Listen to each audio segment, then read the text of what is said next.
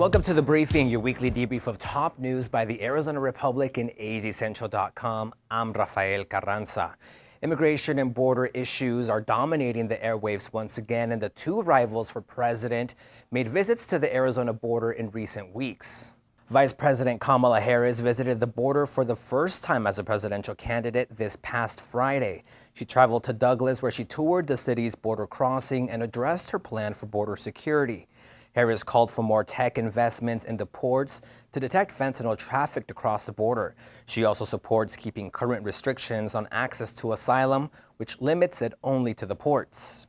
Let's not permit scapegoating instead of solutions, or rhetoric instead of results. Former President Donald Trump also visited the border in Cochise County in August. During his visit near Sierra Vista, Trump focused on safety and crime. He highlighted crimes committed by undocumented immigrants and casted blame on Biden and Harris for a surge in border crossings over the past 4 years. Since his border visit, Trump also visited Tucson to talk about crimes committed by migrants and repeated discredited reports about migrants eating people's pets.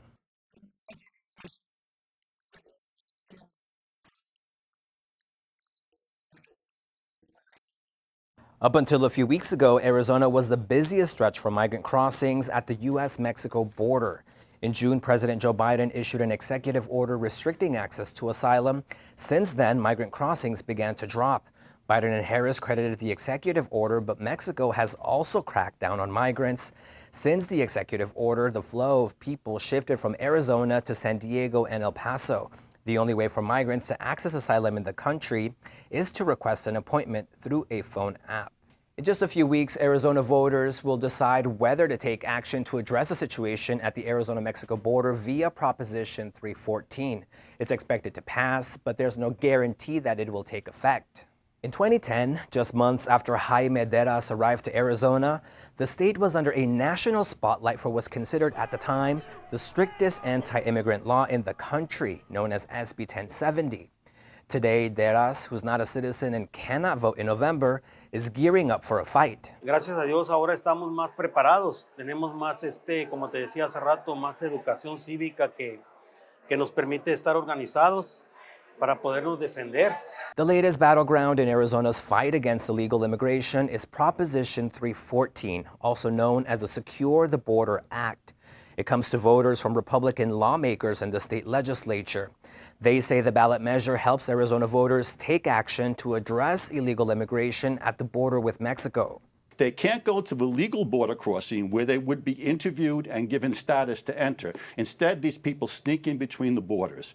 Those are the people that we're trying to stop because they're dangerous to Arizona residents. Proposition 314 does a number of things. It would make it a state crime to cross the border between the ports of entry. It allows local and state police to make arrests and for judges to issue deportation orders. It also requires the use of E-Verify to access state and local benefits, and it stiffens penalties for fentanyl smugglers. But many Arizonans are worried about the unintended consequences of that law, including potential costs to implement these changes. It's just a anti-immigration bill altogether. It's SB 1070 on steroids, and that's the best way to describe it. So it's going to require a lot of education because the name is very tricky. A poll from August showed broad support for the measure, which will officially appear on the ballot as referred to the people by the legislature relating to responses to harms at the border.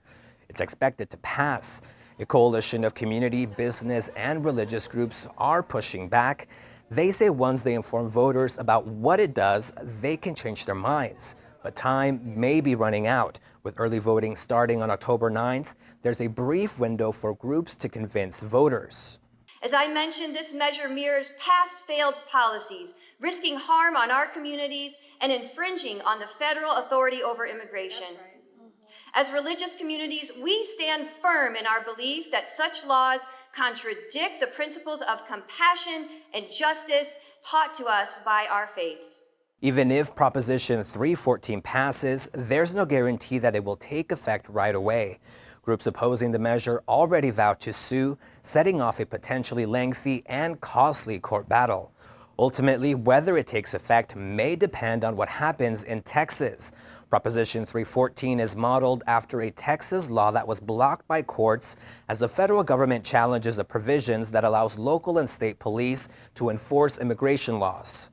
If the Texas law is ruled constitutional, we want this to go into effect immediately because we should not delay 1 second in protecting our citizens. Regardless of the outcome in that case, it will likely end up before the Supreme Court, who could decide whether to allow states like Texas and maybe Arizona to enforce immigration laws.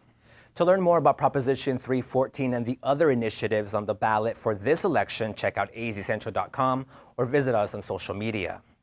Thank you so much for joining us on The Briefing, your weekly debrief of top news by the Arizona Republic and AZ Central. Have a great week.